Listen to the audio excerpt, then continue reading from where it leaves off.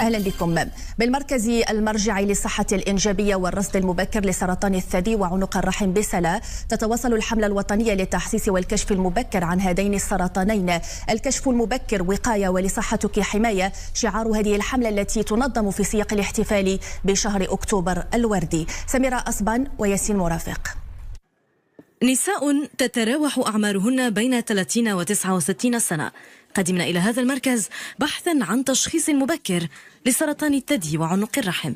في أجواء توعوية واحتفاء بشهر أكتوبر الوردي تتم عملية الفحص بهذا المركز المرجعي للصحة الإنجابية والرصد المبكر لسرطان الثدي وعنق الرحم بسلا. ضروري البنادم يجي يكتشف بكري قبل ما يفوت الفوت كما تيقولوا. كان نقول كاع النساء باش يجيو يديروا الفحص بكري، يعني كل ما انسان صرع وتقدم فحص كتكون نتيجه افضل. اي امراه حسات بشي حاجه ولا